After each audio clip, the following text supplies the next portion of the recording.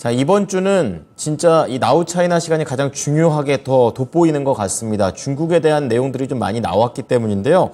오늘 이러한 상황들 어떻게 해석하고 연결해야 될지 알아보겠습니다. 유진투자증권의 백은비 연구원입니다. 연구원님 안녕하십니까? 네, 안녕하세요. 유진투자증권 백은비입니다. 네. 제목 자체를 산 넘어 산이다. 예, 그 좋은 뉘앙스는 당연히 아니죠. 근데 너무너무 공감이 됩니다. 세부적으로 어떻게 봐야 될까요? 네, 우선 일단 최근에 발표된 7월 중국의 실물 경기 지표에 대해서 먼저 말씀을 드리겠습니다. 일단 7월 중국 실물 경제 지표는 전에도 말씀드렸다시피 모두 시장 예상치를 좀 밑돌았고요.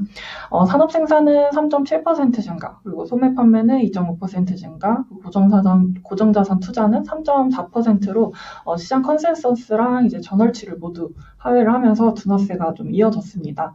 7월부터 이제 중국 당국이 이제 경기 부양을 위한 정책들을 발표하기는 했지만 아직까지는 그 효과가 나타나고 있지는 않는 모습이고요.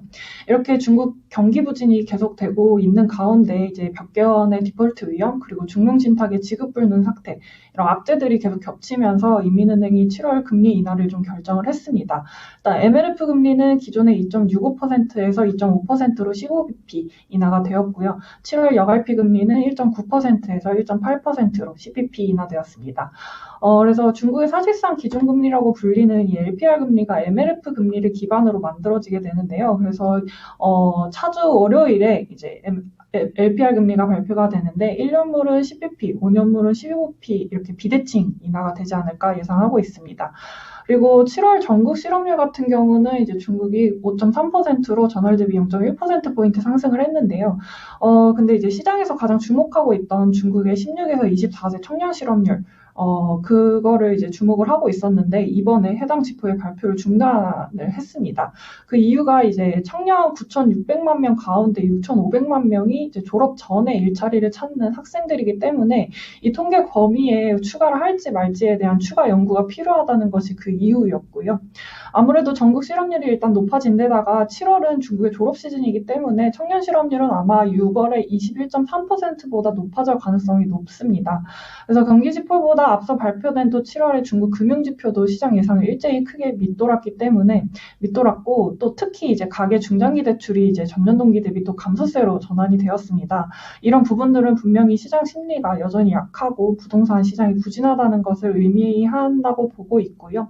이런 부분들이 확실히 주식 시장에는 좀 부담으로 다가오고 있는 것 같습니다. 네. 앞서 발표됐던 예상치를 하회했던 경기 지표들, 그리고 실업률에 대한 내용도 있었고, 또 특별했던 거는, 항상 그 실업률과 관련해서 투명성 논란이 있었었는데, 이제 추정치까지 들으니까, 나우 차이나에서 들을 게 있구나. 이런 생각이 좀 듭니다. 자, 그렇다면 한국이 주목해야 될 이슈를 좀 보겠는데요. 어떤 것들 보면 될까요? 네, 일단 최근에 가장 얘기가 나오고 있는 게 바로 중국 부동산 리스크인 것 같은데요. 그 컨트리 가든이 이제 6일 날 액면가 10억 달러 회사채에 대한 이자를 상환하지 못하면서 부동산 리스크가 재부각이 되었습니다. 이 컨트리 가든 같은 경우는 이제 올해 상반기 기준으로 전체 5위, 민간 기업 중에서는 1위인 부동산 개발 업체라서 더 이슈가 되고 있는 것 같은데요. 이 컨트리 가든의 경우에는 이제 3, 4선 도시 매출 비중이 60%에 달합니다. 중국 부동산 시장이 이제 침체에 들어선 이후에 이 3, 4선 도시의 부동산 가격은 줄곧 하락세가 이어져 왔는데요. 그 때문에 이제 올해 실적이 쇼크가 나면서 단기 유동성 문제에 좀 직면한 것으로 보고 있습니다. 헝다와는 달리 이제 부채 규모가 헝다에 비해서 적기도 하고 컨트리 가든의 경우는 이제 전체 부채 규모가 9천억 위안에 달하는데 매각 가능한 자산 규모는 1.2조로 더 많습니다. 그렇지만 여전히 중국 정부가 부동산 개발 업체들의 구조조정을 여전히 진행 중에 있고, 작년부터 대출을 허용하긴 했지만, 이제 민간 업체들의 자금 조달은 여전히 어려움이 많은 것으로 좀 파악이 되고 있는 상황이고요. 이 컨트리 가든처럼 큰 규모의 민간 업체도 이런 문제에 직면했다는 것은 어쩌면 이보다 더 작은 이제 중소형 민간 업체의 경우 더욱 도산 위험이 높아지고 있다고 볼 수 있을 것 같습니다. 물론 전반적으로 이 부동산 리스크를 이제 중국 정부가 통제 불가능한 수준은 아니라고 판단하고 있지만 구조 조정을 하는 과정에서 발생하는 도산 이슈들은 앞으로도 계속될 가능성이 있다고 보고 있습니다. 그리고 두 번째는 이 부동산 리스크가 신탁업계로 이제 확산이 되고 있다는 이슈인데요. 앞에서도 말씀드렸다시피 중론신탁의 예금 지급 실패 이슈가 있었습니다. 중론신탁 같은 경우는 자산 규모로는 9위, 전체 순위로는 11위의 신탁사인데요. 이번 예금 지급 실패는 바로 이제 컨트리 가든에 투자를 했다가 손실을 입으면서 좀 발생한 것으로 파악을 하고 있습니다. 그래서 이제 부동산 리스크가 신탁업계로 확산되고 있다는 우려가 좀 커지고 있는 상황으로 보여지는데요.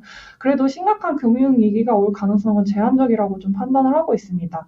일단 올해 1분기 기준으로 중국의 신탁 자산의 부동산 익스포저는 7.4%로 신탁사들이 이제 정부의 부동산 디레버리징 기조에 따라서 원래 2019년에는 15%에 달했던 부동산 비중을 꾸준히 줄여왔던 상황입니다. 그래서 현재 중국 부동산에 투자된 신탁 자산 규모는 약 1.1조 위안 정도에 달하는 것으로 파악을 하고 있고요.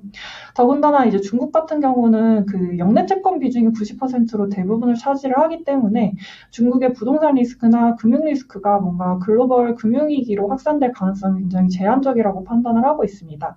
다만 이제 이런 식으로 중국 금융기관에 대한 신뢰가 아무래도 떨어지게 된다면 이제 전반적으로 민간의 투자 심리가 위축이 될 수 있고 저축으로만 계속 유동성이 몰릴 가능성이 높습니다. 이런 부분들은 분명히 이제 중국 경제 성장의 부정적인 요인이 될 것으로 보고 있고요. 그리고 또 어제 이제 중론신탁 본사 앞에서 민간 시위가 있었다고 합니다. 작년에 이제 부동산 개발업체들에 대한 규제가 완화된 시점도 바로 이제 모기지 보이콧 사태가 벌어진 직후였기 때문에 이번에도 이렇게 민간으로까지 피해가 번진다면 당국의 좀 추가 지원책이나 규제 완화 움직임이 좀 있지 않을까라고 기대를 하고 있습니다. 네.